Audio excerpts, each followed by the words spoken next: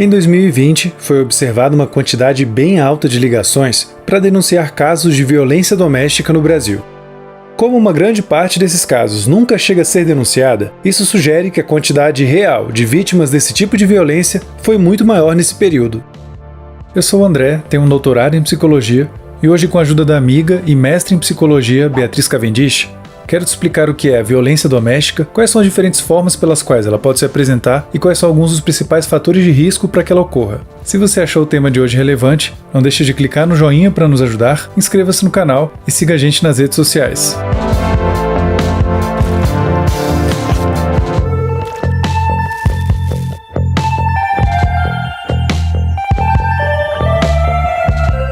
A violência doméstica é todo tipo de agressão praticada entre pessoas com vínculo familiar ou afetivo e que convivem em uma mesma residência, mesmo que esporadicamente. Ela pode acontecer entre pais e filhos, marido e esposa e até entre cuidadores e idosos, por exemplo. A violência doméstica só costuma ser denunciada quando envolve agressão física, até por ser mais fácil de perceber. Só que agressões também podem ser de natureza psicológica, sexual, patrimonial e moral. As crianças são vítimas disso quando são usadas como instrumentos de chantagem pelos pais ou agredidas diretamente. Quanto a idosos, os casos mais comuns de violência envolvem abandono, negligência, roubo de dinheiro ou agressão física. Mulheres, crianças e idosos são as vítimas mais comuns de violência doméstica.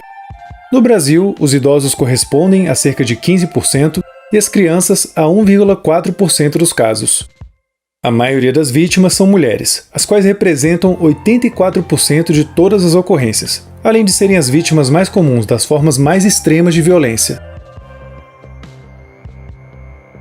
Homens também são vítimas de violência doméstica, embora representem a minoria dos casos.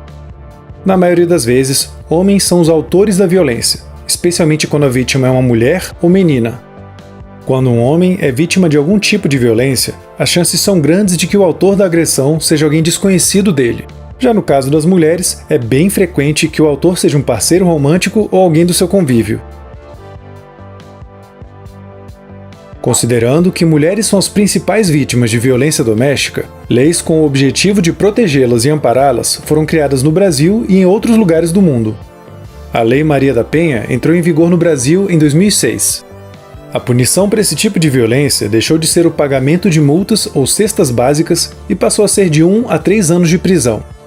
O nome da lei é uma homenagem a Maria da Penha Maia Fernandes, que ficou paraplégica após ser baleada pelo marido enquanto dormia.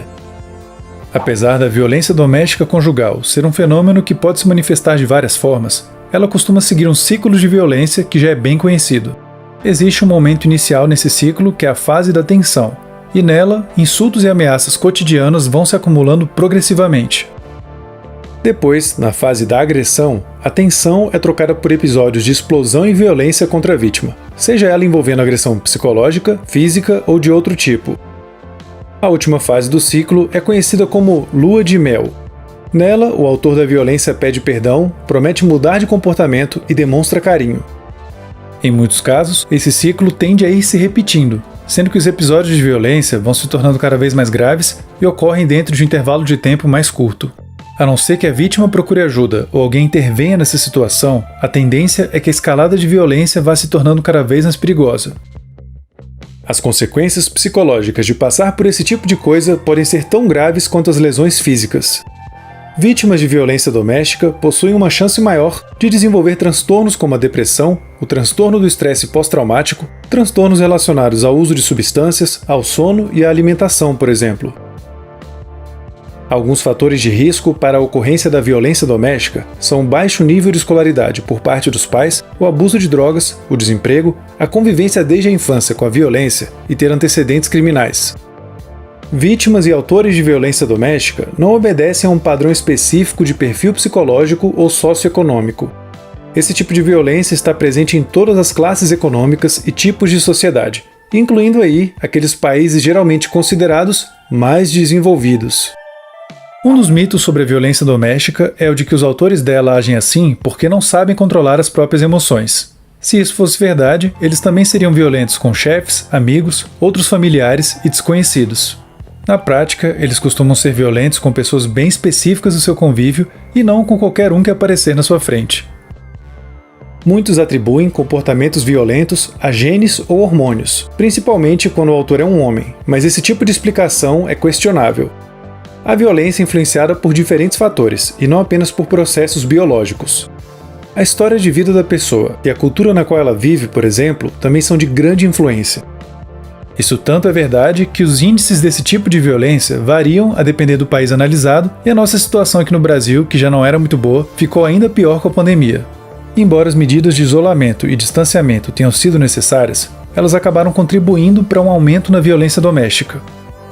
Esse é o caso do Brasil e algumas coisas contribuíram para isso, como o aumento no desemprego, na instabilidade financeira, o tempo de convívio com os autores de agressão e no estresse durante a pandemia.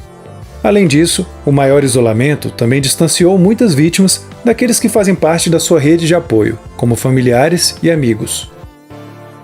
Dentre as mulheres, as vítimas mais frequentes eram jovens, negras, haviam perdido o emprego ou tido a renda reduzida durante esse período.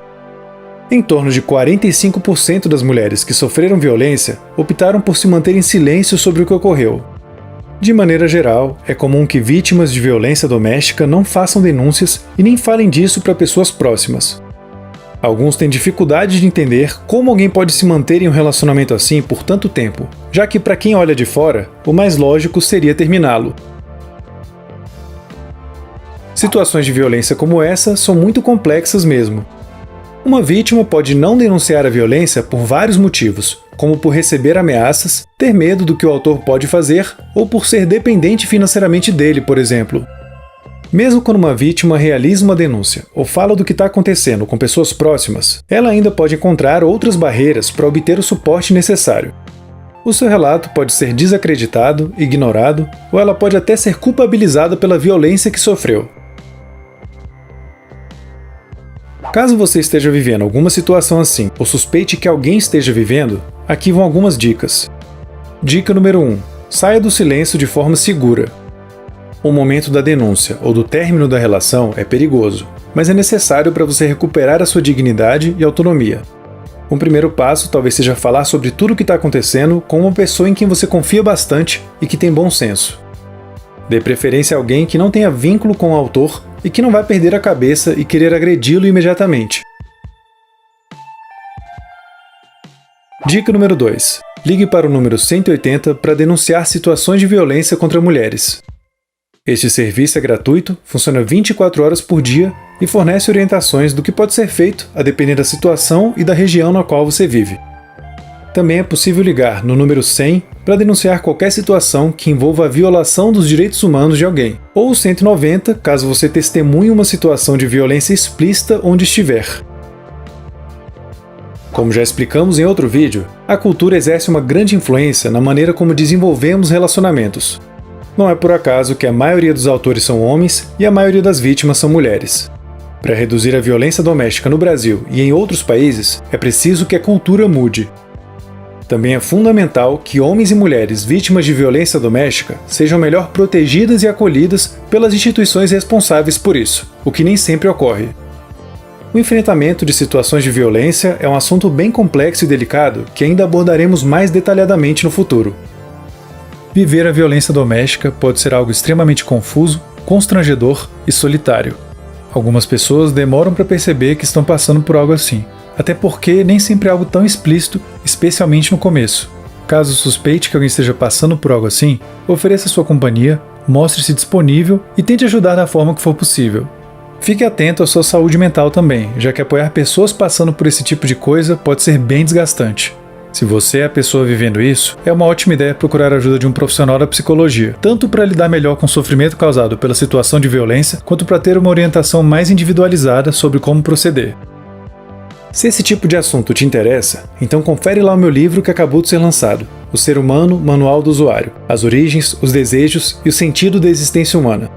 Você pode comprá-lo no link que está aqui embaixo, na descrição do vídeo. Dentre os diferentes assuntos que eu abordo no livro, um que está muito conectado ao vídeo de hoje é como conduzir uma DR, famosa discussão de relacionamento. Se isso te deixou curioso, aproveita que ele está com desconto hoje e já compra o seu exemplar.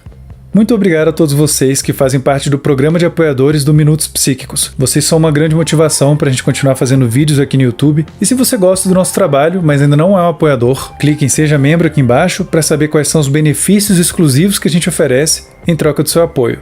Você também pode fazer uma doação direta para o canal através de um Pix, e o QR Code para fazer isso está aqui na tela. Hoje explicamos o que é a violência doméstica e como ela pode se manifestar. Detalhamos algumas características mais comuns dos autores, das vítimas e também falamos sobre o impacto da pandemia. No final, demos algumas dicas do que fazer caso você esteja passando por isso ou conheça alguém que está. O que você achou do vídeo de hoje? Deixe a sua opinião aqui embaixo, clique no joinha, inscreva-se no canal e clique no sininho para ficar sabendo dos próximos vídeos. Um vídeo que é um bom complemento ao de hoje e que você pode assistir agora é o que a gente fez sobre a violência nos relacionamentos.